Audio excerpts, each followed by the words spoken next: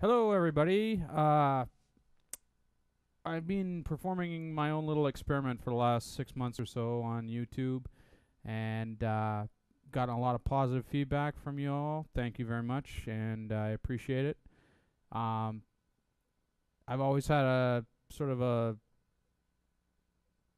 soft spot for Rush as far as drumming in particular, but also as music goes, and I just wanted to share that with you since I know a lot of songs that I try and learn.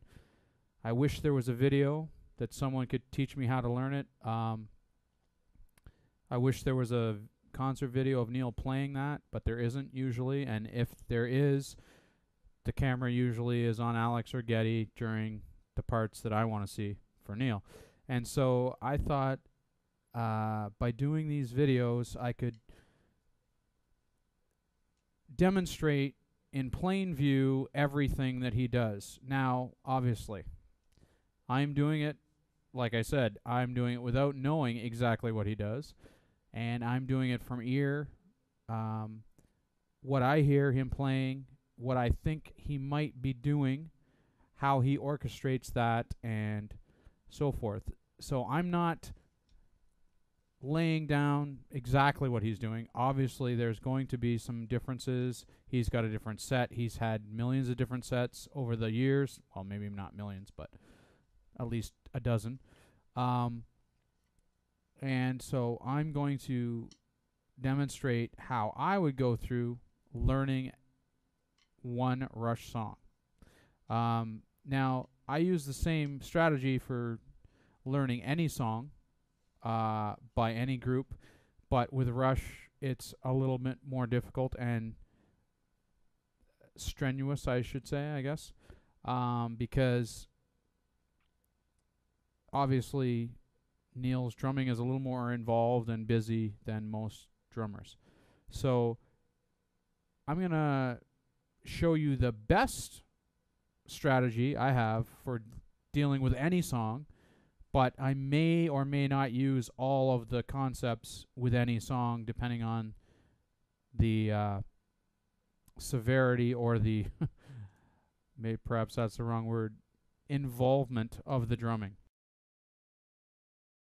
So I figured I'd take you through the process that I actually go through when I want to learn a song. In particular, a Rush song. In this case, it's going to be Animate from the Counterparts album. Now, as far as Rush's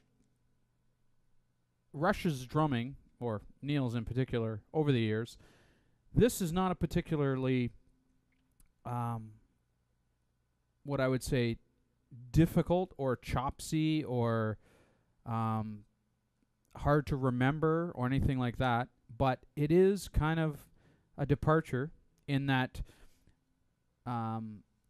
Neil decided, or maybe he didn't do it consciously, but he invoked a new kind of what he calls tool for his toolbox in the ghost stroke. So while the basic rhythm of the song is quite simple,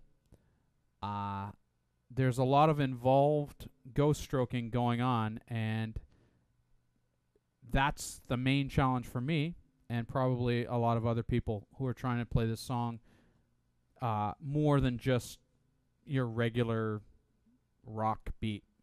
So I've attempted to go through each part of the song and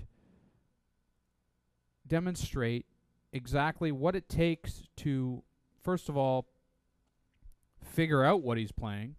Second of all, understand what you need to do it.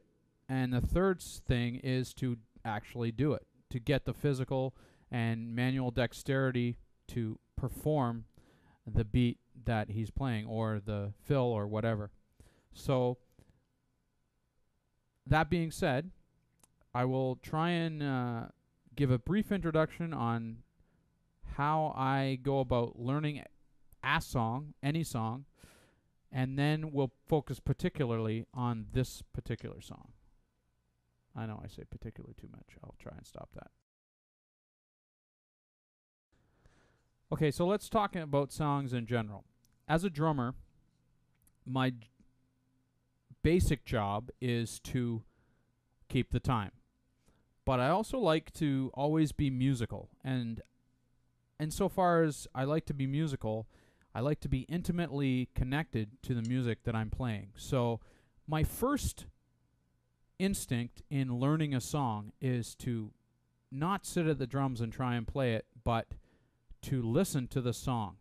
And by listen to the song, I don't mean try and play along with it and focus on the drums only, because you can get tunnel vision and you become a little sort of sterile if you just try and remember the drums by themselves. So I always try and listen to the song objectively as a listener.